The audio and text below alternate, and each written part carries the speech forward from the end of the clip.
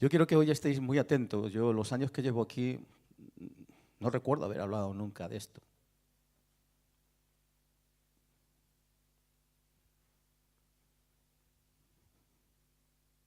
¿Ya estáis todos pensando en el diezmo? Pues a lo mejor estáis confundidos. Mira, una de las cosas que normalmente los ateos dicen es que, bueno, la Biblia está escrita por hombres, ¿no? Hacia la mitad de la predicación yo voy a hacer una de las cosas que he hecho en alguna ocasión de ver que la Biblia está basada en matemáticas, está basada en números. Se habla mucho hoy de lo que es el reino de Dios, pero se habla del reino de Dios sin hacer la voluntad de Dios. Se habla del reino de Dios y se convierte en el reino humanista del hombre. Pero no se habla realmente, no se enseña, no se predica, no se dice nada realmente de lo que es el reino de Dios, porque si no hacemos la voluntad del rey, ¿de qué hablamos? Hoy la voluntad del rey es la prosperidad. Todos tenemos que ser ricos y todos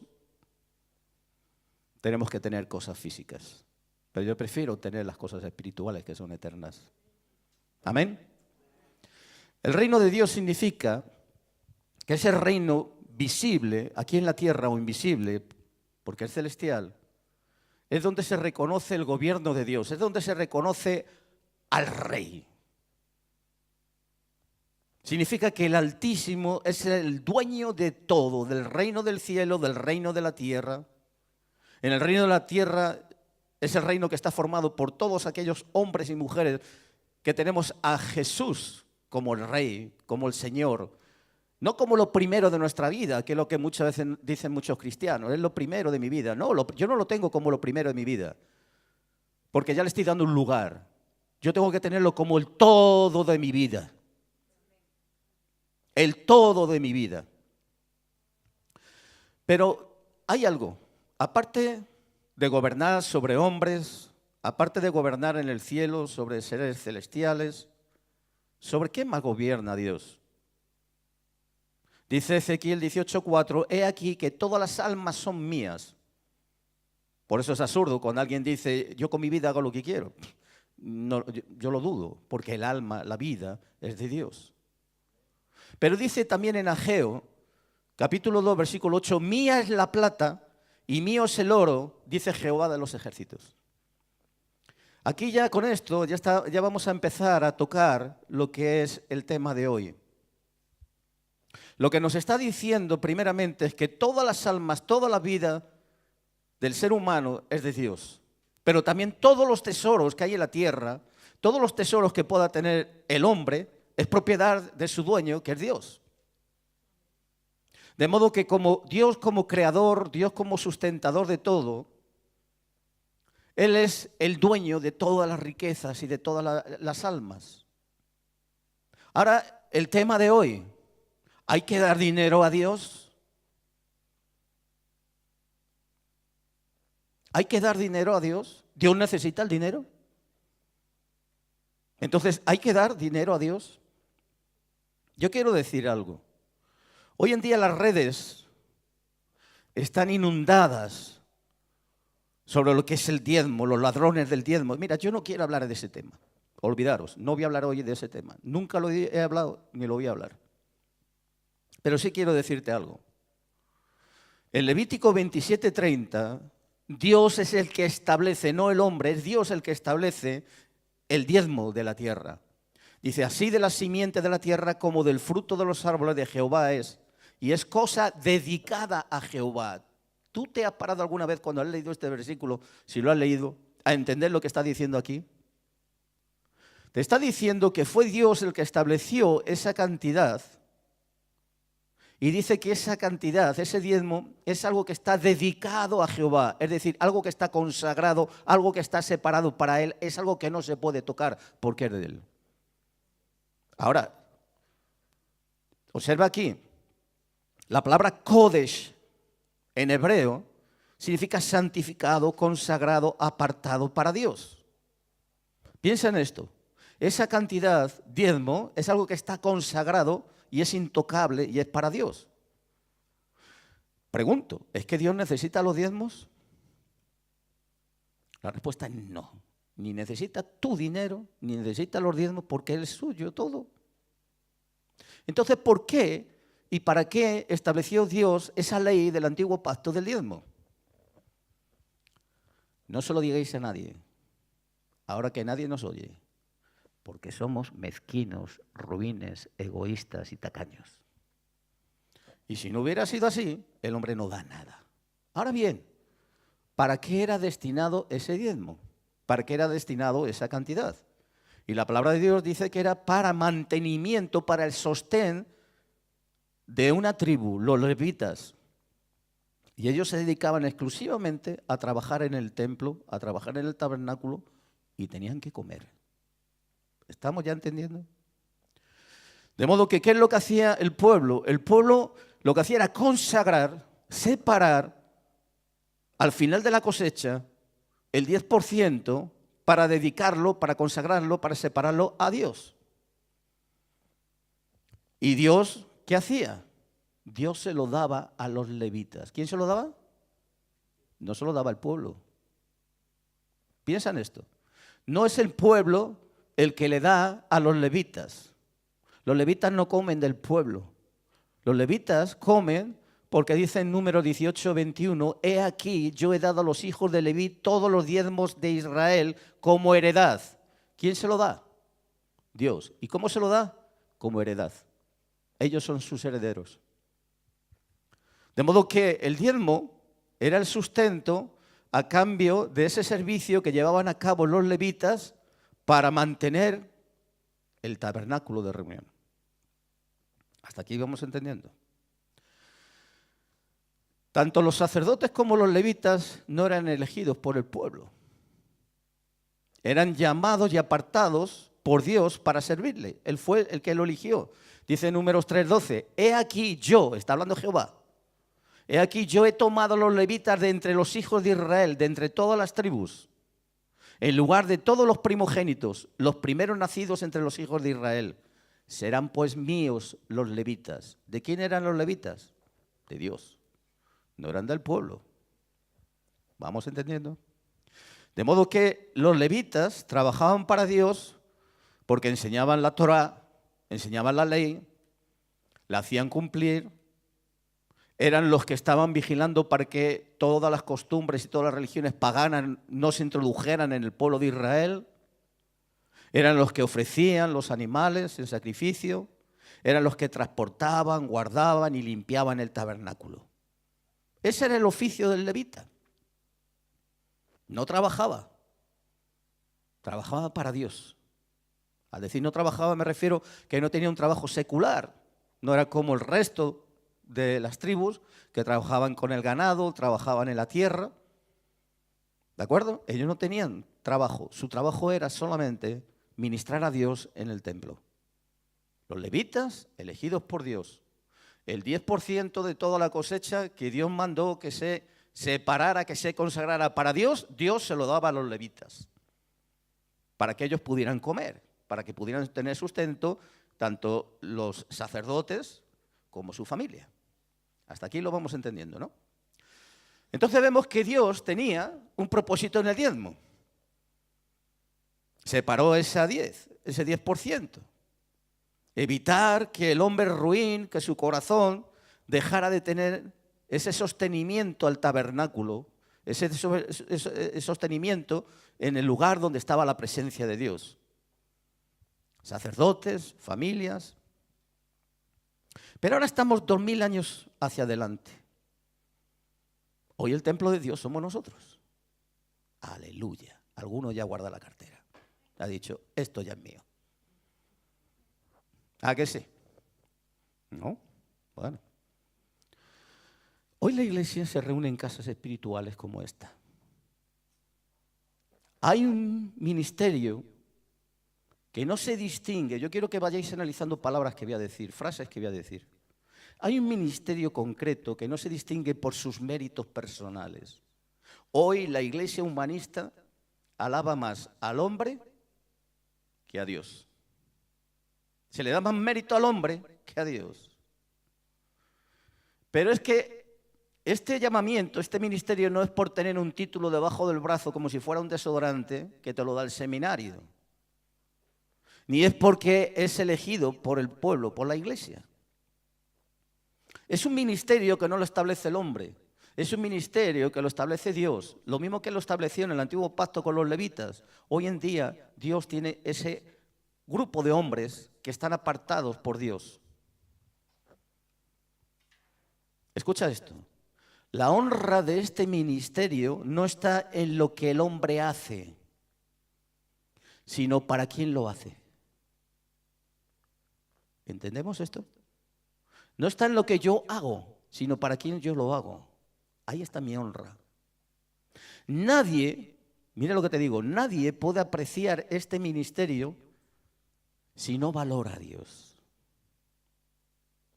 El que lo subestima es porque menosprecia o desconoce al que llama a este ministerio. Y ese ministerio tiene una función, y esa función, como dice la palabra de Dios, son servidores de Cristo y administradores de los misterios de Dios. Primero, servidores de Cristo. Segundo, son los administradores de los misterios de Dios, es decir, son maestros. Dice la palabra de Dios que tienen que ser pastores y maestros. Desgraciadamente también te puedo decir que muchos pastores no saben enseñar, no son maestros. Son títulos de esparadrapo que se le han dado por ahí, si es que lo tienen. Y dice, y velar por las almas como quienes han de dar cuenta, en Hebreos 3:17. ¿Cuál es la función de un pastor? ¿Es un servidor de Cristo? ¿Es un administrador de los misterios de Dios? ¿Es alguien que vela por las almas? Y con mucho cuidado, porque él va a dar cuenta. Este ministerio, el pastoral, es el que hay actualmente. Ya no hay levitas. Hay muchos que dicen, no, ahora los levitas van a salir. ¿Levitas de qué? Ya no hay levitas. Porque no hay tampoco tabernáculo. Entonces, ¿qué hay hoy en la iglesia? Siervos, pastores, ministros. Un pastor es el servicio que es de más honra para un hombre. Es el servicio que más honra puede recibir, porque lo recibe directamente de Dios. El que verdaderamente tiene ese llamado no lo recibe del hombre. La honra la tiene porque le viene del Dios Altísimo. No es un empleado en una iglesia que recibe un salario a cambio de predicar, a cambio de enseñar, porque la iglesia no es una empresa. Y desgraciadamente hay muchas iglesias que tienen asalariados. Si no les lame la oreja, si no hablan de lo que la iglesia quiere, los cogen y los despiden. Un pastor, un ministro no es un asalariado que es dirigido por una junta de gobierno de una iglesia. Por eso, hoy en día, lo que hace más daño a la iglesia son los embaucadores, ladrones, que llamándose ministros, llamándose apóstoles, llamándosele pastores, embaucan al pueblo porque son ignorantes. El pueblo es ignorante de las Escrituras. Hemos desvirtuado y hemos quitado el catolicismo, le hemos puesto evangélico y hemos puesto al ministro como si fuera el santo, al quien hay que adorar, al quien hay que darle toda la devoción. Y eso lo único que ha conseguido es que hoy en día ha empobrecido a la iglesia. Yo recuerdo en cierta ocasión un siervo que vendía el litro, la botella daba igual el tamaño, pero te vendía la botella de aceite a 1.000 euros. Y empobreció la iglesia y se dividió la iglesia. Un sinvergüenza. Exigen una honra a través del abuso, de la manipulación. Ignoran completamente que la honra se recibe, no se exige ni se compra. La honra del ministerio es algo que te viene porque Dios te lo da. Porque tú eres fiel a Él, porque eres fiel a sus palabras. No tienes que exigirlo a la iglesia, no tienes que comprarlo con dinero. Pero desgraciadamente hoy hay muchos pastor lobos, muchos profetas lobos y muchos apóstol lobos que se exceden en todo esto y manipulan a la iglesia, porque abusan de la grey de Dios con falsas enseñanzas y con el dinero. Son falsos ministros que tienen el espíritu de Simón el mago. Si leéis el libro de Hechos, en el capítulo 8, versículo 9, habla de Simón el mago. Pero yo no le echo la culpa solamente a ellos, le echo la culpa a la grey, porque no conoce la Escritura. Por eso muchos de los que forman la iglesia han pasado de un extremo a otro y son radicales. No hay que dar nada a la iglesia, se lo lleva todo el pastor. Yo personalmente puedo decir delante de testigos que no cojo ni un euro. Y de modo que con esa excusa hay muchos que niegan lo que Dios ha dicho y que debe ser mantenido y no anulado por una postura extremista. Hay pastores que están diciendo a la grey, hay que ir a Israel, y se llevan el 10% de comisión y no lo dicen a la iglesia. Estos lobos disfrazados de ovejas no han leído lo que dijo Pablo en Filipenses 4:17. Dice, no es que busque regalos, no es que busque dádivas, sino que busco fruto que abunde en vuestra cuenta. Y aquí vamos a aprender una lección que nos enseña Pablo a lo largo de Filipenses y sobre todo Corintios. Aquí en Filipenses, este versículo, se aprecia que Pablo es altruista. Pablo no va buscando el beneficio económico. Para él el gozo no está en la ganancia económica de la ofrenda, sino en ese deseo, ese anhelo del bien espiritual de la persona. Él lo que quiere es la abundancia del fruto de la fe y se pondrá a cuenta esa fe el día que Dios reparta recompensas. Y a él lo que le interesa es que nosotros seamos recompensados grandemente por nuestra fe. Por eso hoy los cristianos no tienen nada que hacer, solamente divertirse en las redes sociales buscando tonterías, absurdos, y se ponen a discutir si se debe diezmar, si no se debe diezmar. ¿Sabes una cosa? Yo personalmente estoy por encima de eso.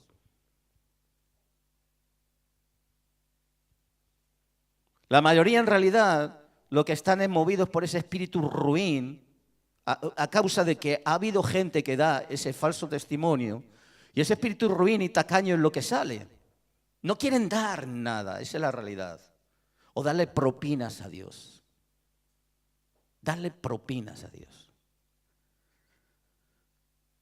Hemos visto que bajo la ley Dios manda el diezmo para poder sostener lo que tenía que ver con todo lo que es el mantenimiento del templo, las personas que están en el tabernáculo, y manda el 10% de alimento para que puedan mantenerse.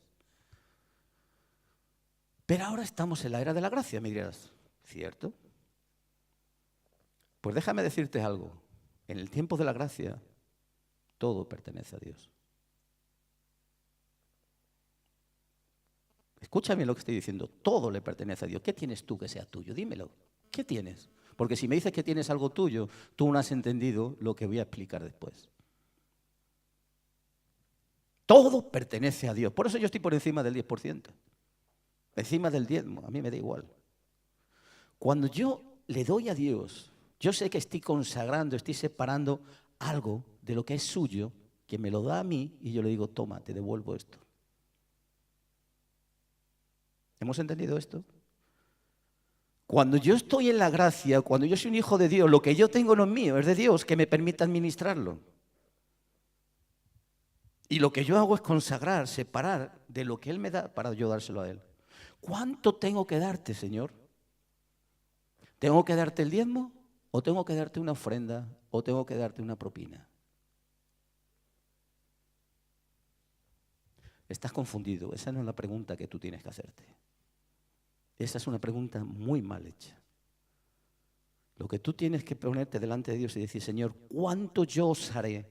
¿Cuánto yo me atreveré a quedarme de lo que yo recibo de ti para mí? Por eso vamos a olvidarnos de discutir. Si tengo que diezmar, si no tengo que diezmar, mira, yo no pierdo tiempo. ¿Cuánta gente se dedica a poner en redes de YouTube y cosas para distraernos, para apartarnos de cosas? Mira, yo estoy por encima de eso. ¿Tú te has parado a pensar que cada vez que alguien da a Dios queda registrado en la Biblia? ¿Cuántas veces has pensado que cuando alguien en los tiempos bíblicos da algo, el Espíritu Santo le dice a alguien, escríbelo, que eso se quede ahí reflejado? ¿Te has parado a pensar en eso? Te voy a poner un ejemplo. Lucas 8:3. Juana, mujer de Chuza, intendente de Herodes, y Susana y otras muchas que le servían de sus bienes. Léelo, Lucas 8:3. Está hablando de Jesús, Lucas 8:3. Juana, mujer de Chuza, intendente de Herodes, y Susana y otras muchas mujeres que le servían de sus bienes. ¿Cómo mantenían a Jesús? De sus bienes. ¿Quiénes? Las mujeres. ¿Y los hombres? La bondad de estas mujeres con Jesús no pasa desapercibida por el Espíritu Santo y queda reflejada ahí. De algunas dan sus nombres, de otras no dice nada. Y ellas jamás se iban a imaginar que sus nombres o que el hecho de decir mujeres iba a estar escrito en la palabra de Dios. ¿No eso es una gran enseñanza para todos nosotros? De modo que el reino de Dios se hace evidente en una regla fundamental y es la generosidad, el dar. Es una de las evidencias de todos aquellos que son nacidos de nuevo. Es una evidencia también de que aquellos que han nacido de nuevo, su interés no está centrado en los bienes materiales, sino en los espirituales. No está pensando en lo que posee aquí en la tierra, sino en cuánto va a poseer en los tesoros que hay en el cielo para él. Hay una prioridad más para todos aquellos nacidos de nuevo. Y está en Mateo 6:33. Mateo 6:33. No hace falta que lo busquéis, es fácil. Mas buscad primeramente el reino de Dios. ¿Primeramente qué? El reino de Dios. Hay quienes primeramente están buscando a ver cómo pagan el alquiler, a ver si pueden comer, a ver qué no, y están agobiados toda la vida. Y Dios te está diciendo, es que tú estás poniendo las cosas al revés. ¿Yo qué te he dicho a ti? ¿Que busques primeramente tu afán de ver cómo solucionas tu problema? ¿O te he dicho, búscame a mí como rey, busca el reino y después todas las cosas te serán añadidas? Hacemos las cosas mal. Ahora, buscar al rey significa no solamente hacer su voluntad, sino cumplir lo que él nos manda. Porque dice Jesús que si me amáis, cumplid mis mandamientos. Entonces, primeramente, tengo que cumplir los mandamientos de Dios, demostrar que yo amo a Dios y después todas las cosas, dice, después de eso es cuando Dios me va a añadir cosas. Pero somos el mundo al revés. Queremos que Dios nos añada las cosas primero y luego ya, si no lo añade, yo le amo. Esa es la condición. Es la condición de Jacob. Señor, si tú me haces esto, yo te daré el 10% de todo. Jacob en aquella época era un truán. Y a veces nosotros somos así. Esto es una enseñanza para nosotros contra el corazón mezquino, el corazón tacaño, el corazón ruin. Segunda de Corintios 11:8. Vamos ya a ver lo que Pablo quiere enseñarnos a través de Corintios. Segunda de Corintios, capítulo 11, versículo 8.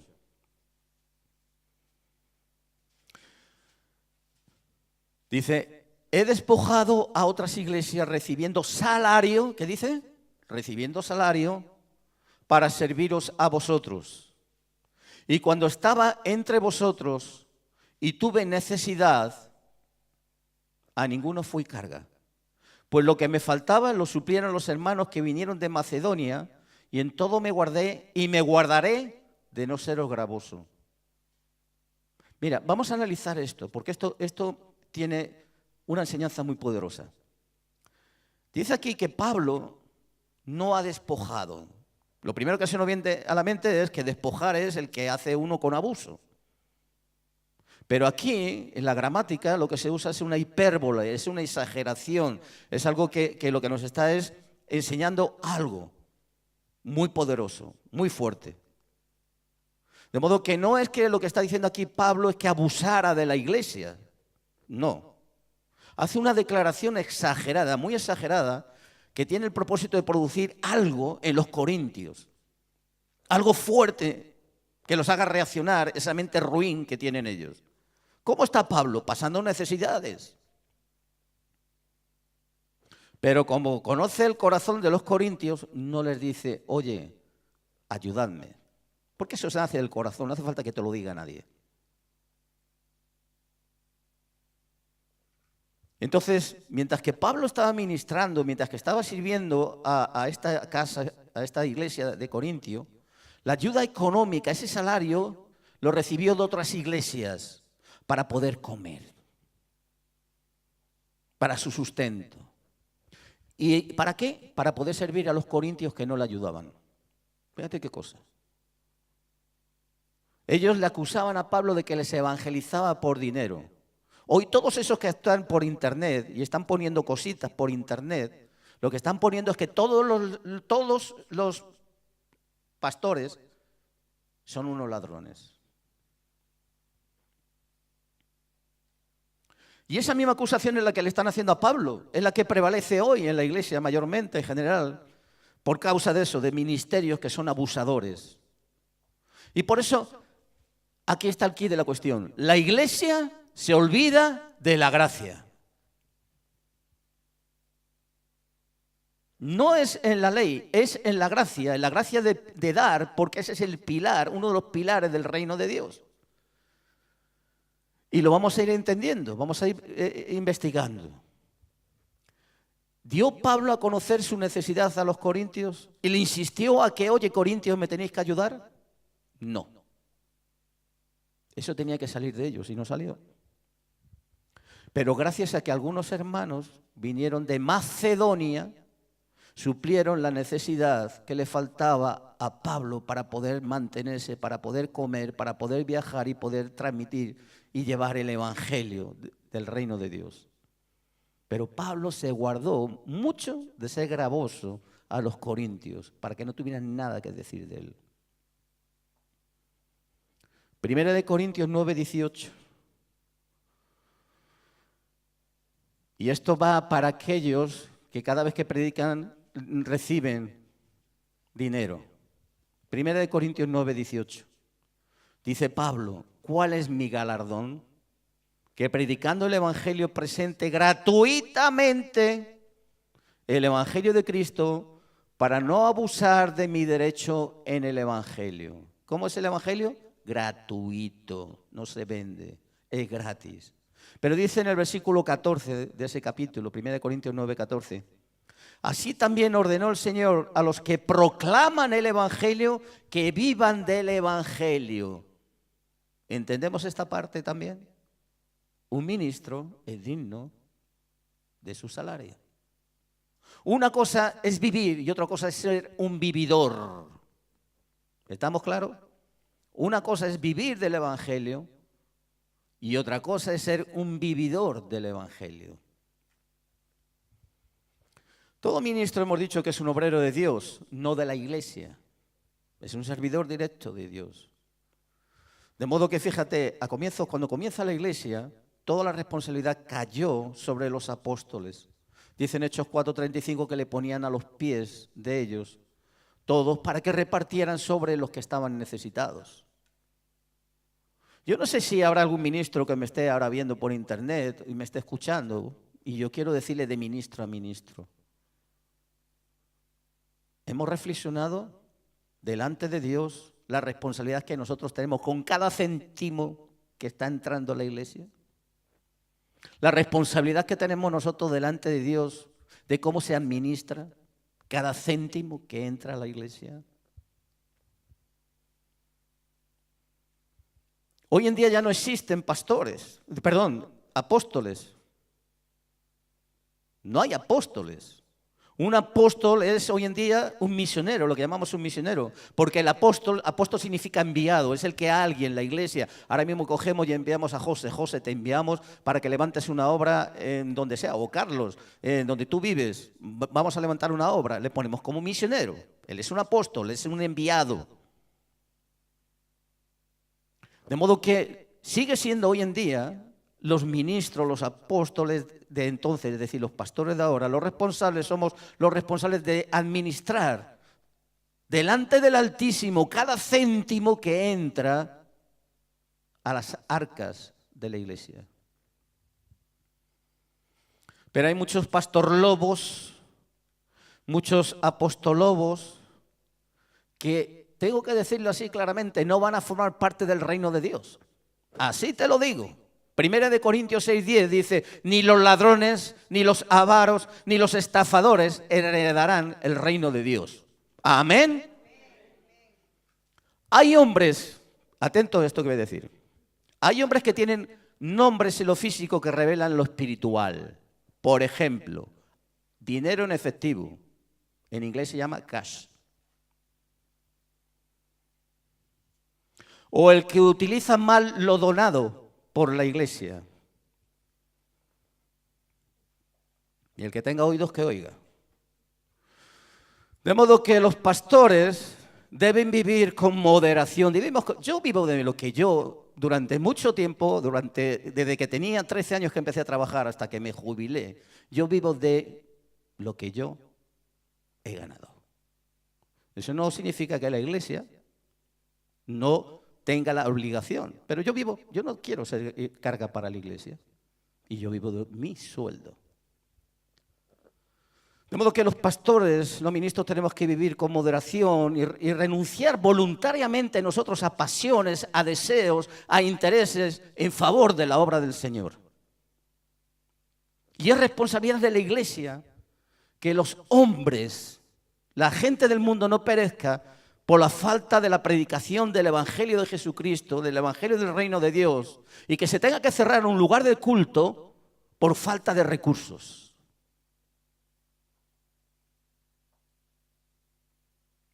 ¿Por qué en general la iglesia entonces se desentiende de todo esto? Porque la iglesia se ha olvidado de algo muy importante y es la gracia de Dios en el dar. Cuando Pablo está haciendo referencia a esa ayuda que tuvo de los hermanos de Macedonia, se está refiriendo a la iglesia de Filipos y a la iglesia de Tesalónica. Y debemos pensar, es que claro, los macedonios serían hombres pudientes, podrían mantener a Pablo, podrían sostener sus iglesias, eran hombres que están muy equivocados. Acompáñame al libro de Hechos, capítulo 11, versículo 28.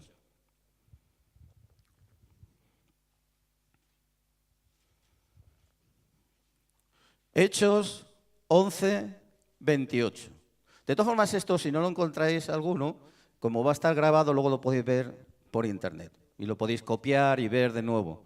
Hechos 11, 28 dice, y levantándose uno de ellos, llamado Ágabo, es decir, un profeta, daba a entender por el Espíritu que vendría un gran hambre en toda la tierra habitada, la cual sucedió en tiempo de Claudio. ¿Tú entiendes por qué situación estaba pasando Macedonia? Por hambre. Pasaban hambre. Iglesias que estaban en crisis, Tesalónica, Filipos, estaban en necesidad y sin embargo fueron las que sostuvieron al apóstol Pablo. ¿Por qué? Porque ellos entendieron lo que es la gracia de dar. Mientras que la iglesia de Corintios se dedicaba a difamar a Pablo. Pablo, ese se lo lleva muerto. Ese es lo que quiere es comer de nosotros. Y todo con decir que predica el Evangelio. ¿Por qué? Porque ellos no entendieron la gracia de Dios. No permitieron que Dios le abriera sus corazones a lo que es la generosidad. Dice Pablo en Filipenses 4:10. Filipenses 4:10.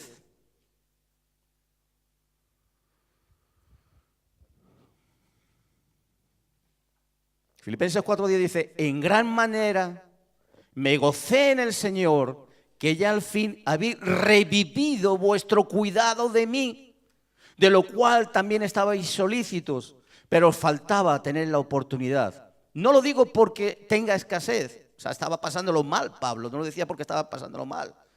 Pues he aprendido a contentarme cualquiera que sea mi situación. ¿Por qué Pablo se contentó cualquier situación? Porque él ponía primero el reino de Dios y después su situación. ¿Qué es lo que hacemos nosotros? Poner primero la situación y después el reino. Por eso no funciona.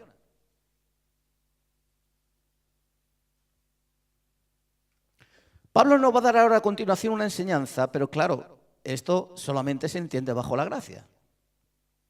4:12 de Filipenses. Dice Pablo, sé vivir humildemente, sé tener abundancia. En todo y por todo estoy enseñado. Así para estar saciado como para tener hambre. Oye, mira, Pablo pasaba hambre, ¿eh? Así para tener abundancia como para padecer necesidad, como estaba ahora. Todo lo puedo en Cristo que me fortalece. Esto lo sacamos de contexto y lo soltamos así. Todo lo puedo en Cristo que me fortalece. ¿Pero por qué? Por esto anterior que dice Pablo. Vivía humildemente, sabía tener abundancia, sabía pasar por hambre, sabía tener nada, escasez. Por eso dice, pero me da igual, yo todo lo puedo en Cristo que me fortalece. Sin embargo, le dice, bien hicisteis en participar conmigo en mi tribulación. ¿Cómo participaron? Le sostuvieron para que pudiera comer y pudiera seguir predicando el Evangelio.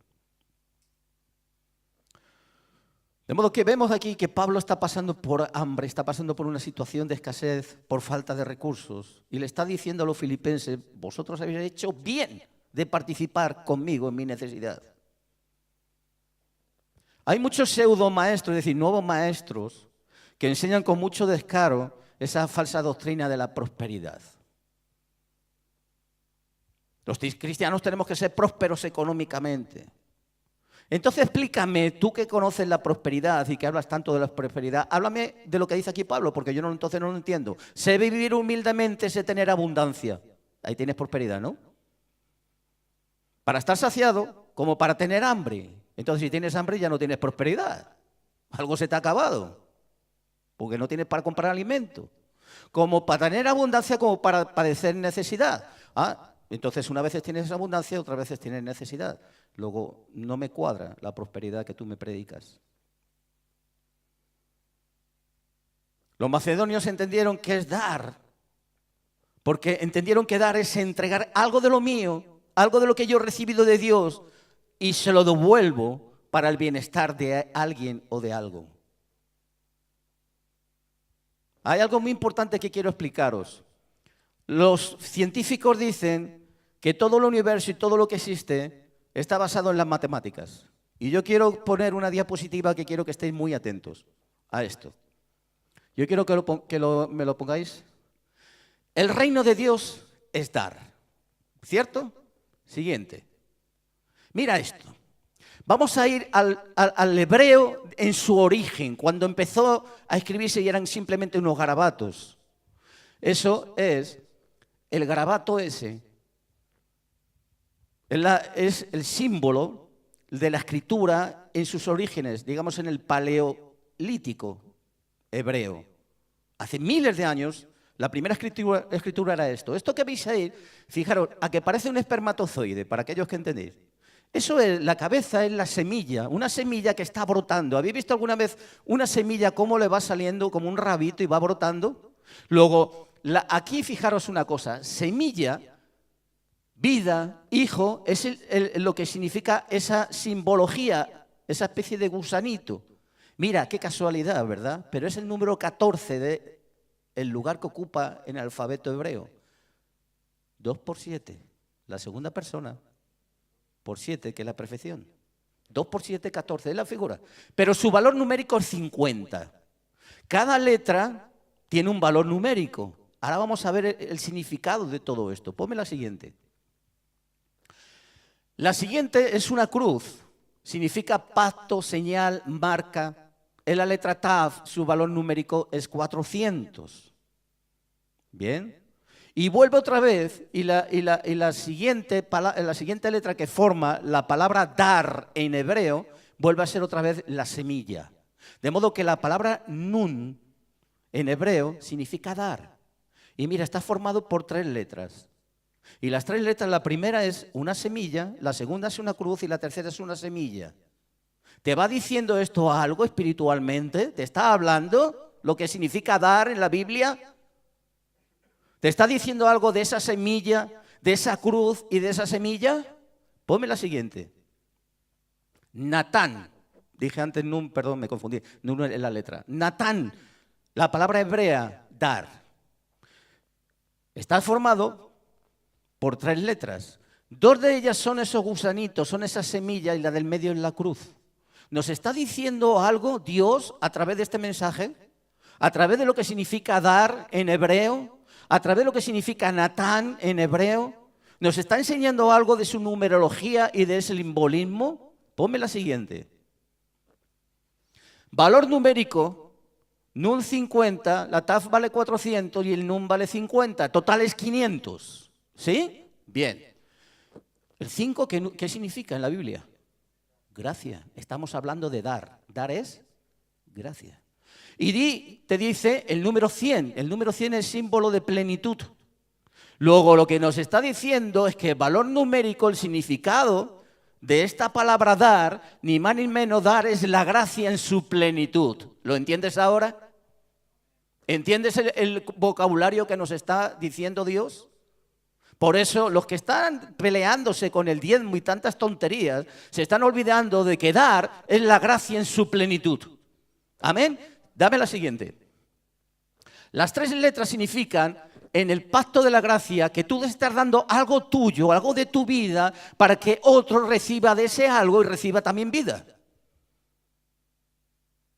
¿Lo entiendes? Ponme la siguiente. Didomi.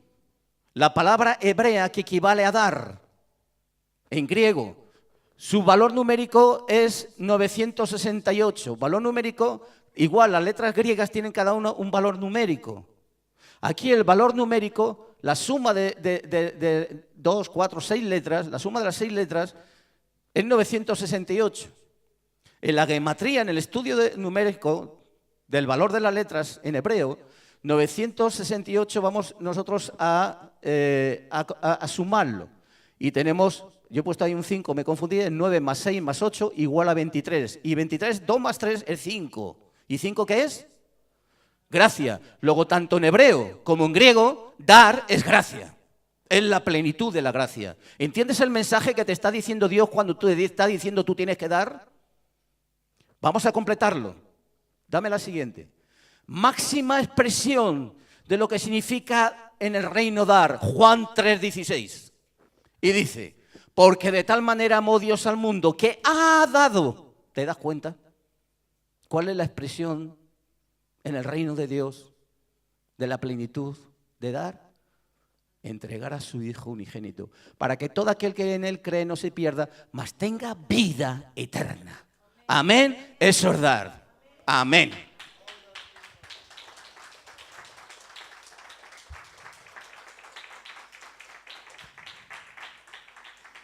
Yo no sé si lo habéis entendido del todo, pero hemos visto cómo el dar tiene un significado mucho más profundo, más espiritual. Cada letra del abecedario, tanto griego como hebreo, tiene un valor numérico.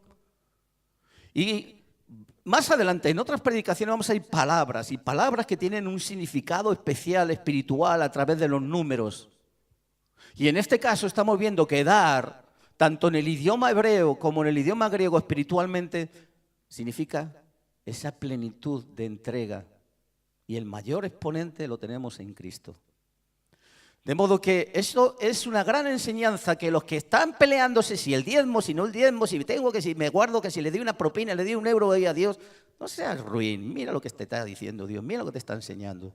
Dios nos enseña lo que es dar, y el máximo exponente de lo que es dar lo tenemos en lo que ha hecho con su Hijo. Y eso solamente ¿quién lo entiende? Alguien nacido de nuevo que no pierde el tiempo por internet buscando como 3 patas a un gato. No discute, nosotros no discutimos por dar en esta casa. Porque entiendo que el reino está formado por adoradores que son dadores alegres. No son los que dan propinas a Dios. Sabemos de hermanos de esta casa que por desgracia se han marchado y las finanzas no han bajado. ¿Qué quiere decir eso? Que no daban nada. Nada. Así les ha ido. Recuerda de nuevo que los macedonios estaban en la necesidad y no pararon de dar. Estaban pasando por una época de hambre. Sin embargo, ayudaron a Pablo.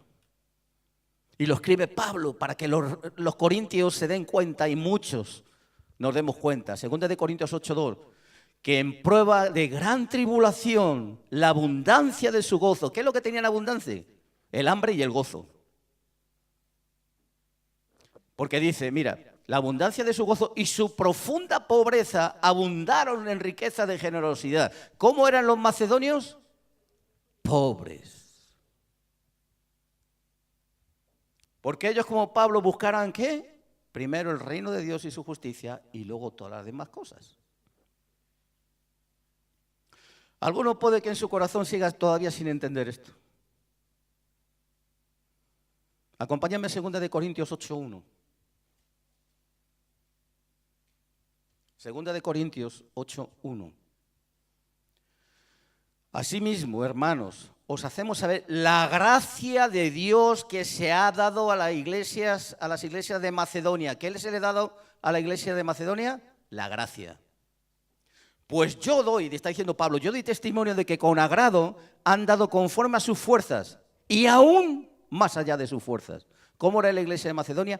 Pobre, pasaba hambre y dio conforme a sus fuerzas y más allá de sus fuerzas. Entendieron lo que es la gracia y entendieron lo que es dar. De modo que el dar no surgió de ellos, no surgió por parte de ellos, sino surgió ¿de qué? De la gracia de Dios en ellos. Es distinto. Y esa gracia fue la que les capacitó, y no solamente eso, sino que fue el instrumento de ser gracia para otros. Pablo escribió a la iglesia de Corintio estas cosas. ¿Para qué? Para que le diera vergüenza a la iglesia de Corintio y vergüenza a muchos. Muchos que tienen todavía ese espíritu ruin y se esconden ahí detrás de la palabra diezmo. Y lo ponen como excusa, ya no doy. Por eso, mira, dije antes que el Espíritu Santo es muy cuidadoso y deja personas que dan. Acompáñame a Marcos 12:41. Marcos 12:41. No me gusta decir las cosas sin la palabra, porque la palabra es la que apoya. No me gusta contar experiencias mías ni chistes. A mí me gusta la palabra, me gusta la biblina, como dice el pastor Radamés. Marcos 12:41. Dice, estando Jesús sentado delante del arca de la ofrenda, miraba cómo el pueblo echaba dinero en el arca. Y claro, cuando echaban dinero eso sonaba, era como una especie de trompeta, tenía al final un recipiente y cuando echaban sonaba. Y dice, y vino una viuda pobre y echó 2 blancas, es decir, como si echáramos ahora mismo 2 céntimos de euro. O sea, un cuadrante. Entonces, llamando a sus discípulos, les dijo, de cierto os digo, que esta viuda pobre echó más que todos los que han echado en el arca, porque todos han echado de lo que les sobra. Así somos nosotros. Muchas veces cuando damos de lo que nos sobra.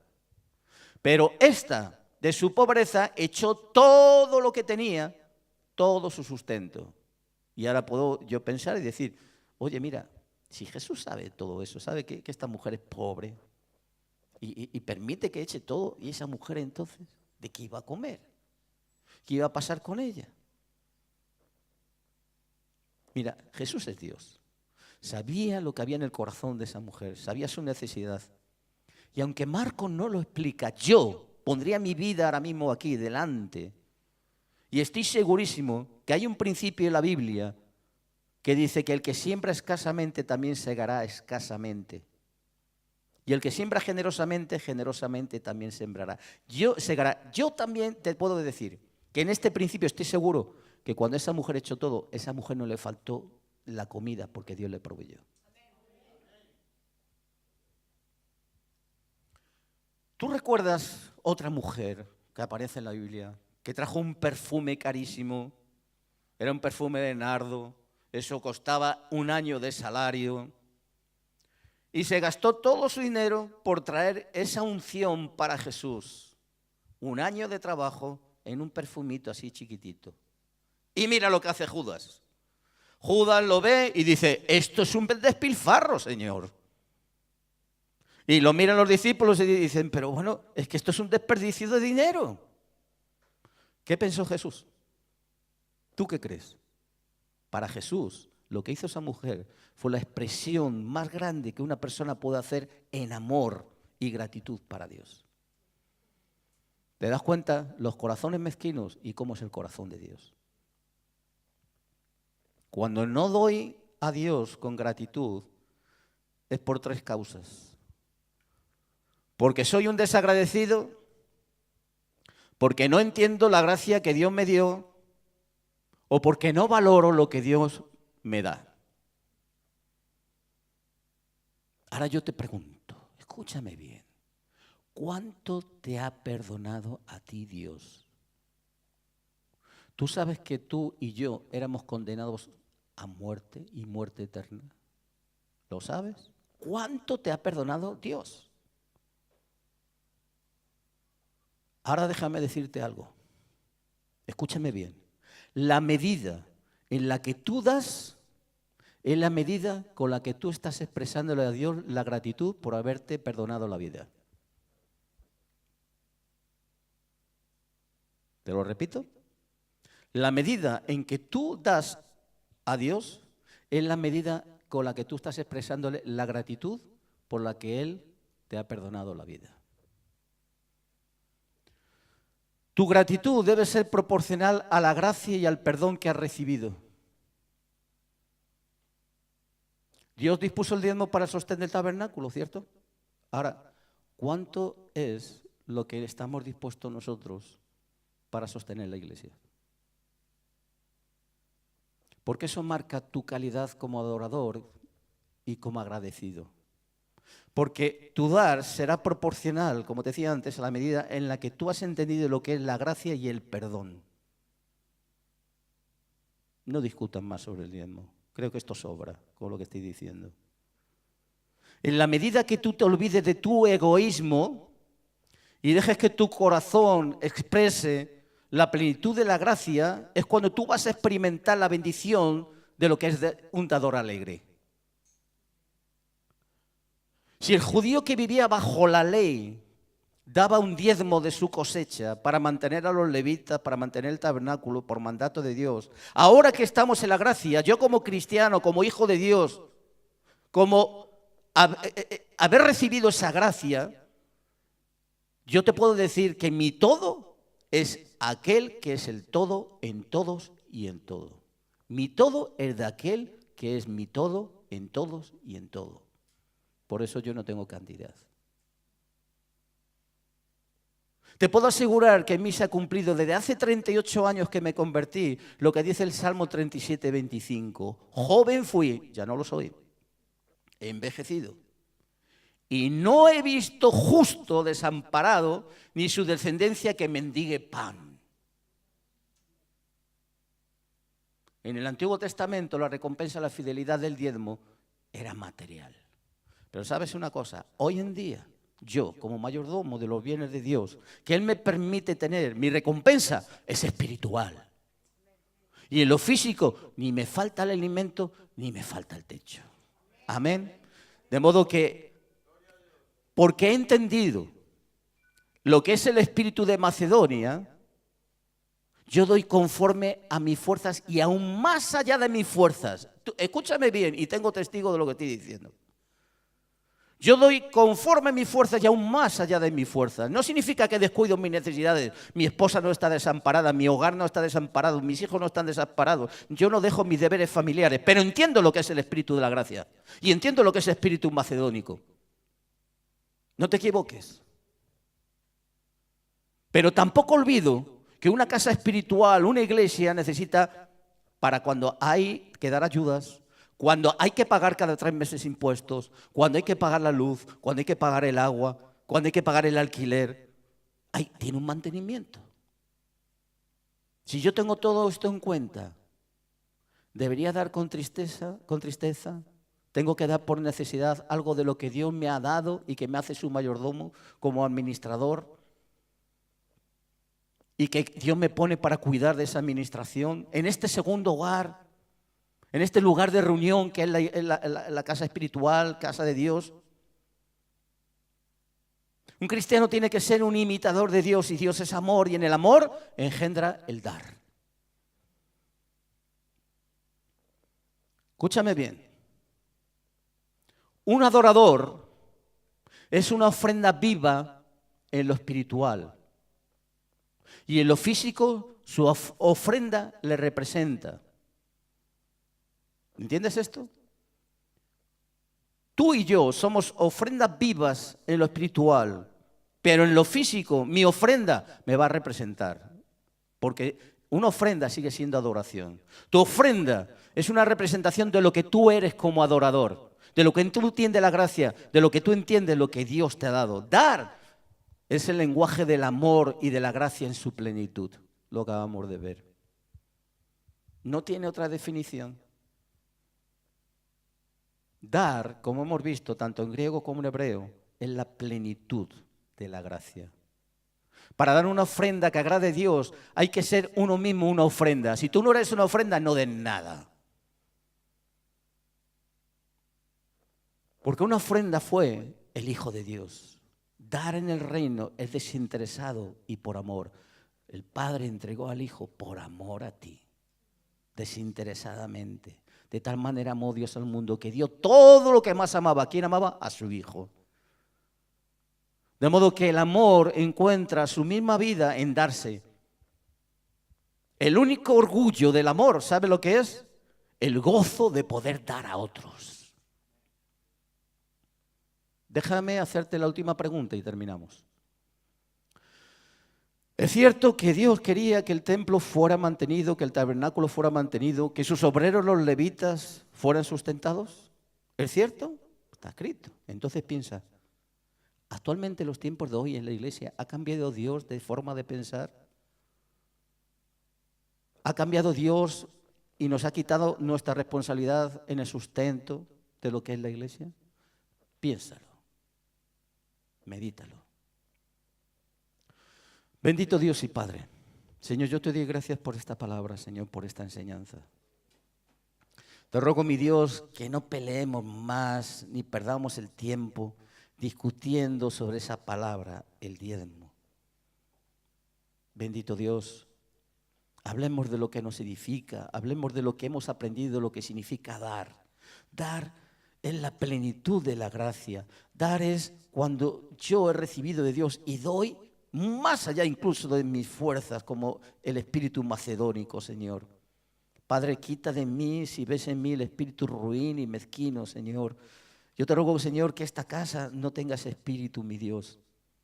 Que entendamos, Señor, que no significa que desamparemos, que dejemos a un lado lo que es nuestro hogar, que dejemos que pase hambre en nuestro hogar, que seamos malos administradores de nuestro hogar. No. Significa, mi Dios, que entendamos esta enseñanza, Señor. Significa, mi Dios, que tú no desamparas al justo. Significa, mi Dios, que cuando yo me ponga a pensar en un momento, Señor, tengo esta dificultad económica, Señor, paso por esta necesidad. Padre, me acuerde que primero tengo que buscar el reino de Dios, que tengo que hacer tu voluntad, que tengo que cumplir tus mandamientos, que tengo que amarte a ti. Y luego todo dice que tú me lo vas a dar. Y Señor, que lo creamos así, que ese es el orden de Dios. Que busquemos primeramente su reino y su justicia. La palabra de Dios, la justicia, viene representada por lo que es la palabra. Señor, que la palabra sea aplicada en mi vida, que la viva. Que busque primeramente eso, Señor. Oh bendito Dios. Señor, todas las cosas que nosotros anhelemos aquí en la tierra un día, Señor, se va a acabar. ¿Cuántas veces miramos en los armarios? ¿Cuántas veces miramos cosas que hemos comprado y ni lo hemos usado? O lo hemos usado poco. Y a lo mejor con eso, Señor, podíamos contribuir a que este mes alguien no tenga que poner dinero para pagar el aire acondicionado o pagar la luz, para que este lugar se siga manteniendo para predicar el Evangelio, para enseñar el Evangelio del reino. Padre, que entendamos esto, Señor, que no seamos ruines y tacaños, sino que en el orden de Dios nos sometamos nosotros a la voluntad de Dios y quedemos con alegría. No pongas una cantidad. No hace falta ponerle la palabra diezmo. Yo no la uso, no sé lo que es eso. Porque, Señor, he aprendido lo que es el espíritu de Macedonia y he aprendido lo que es la plenitud de la gracia en el dar.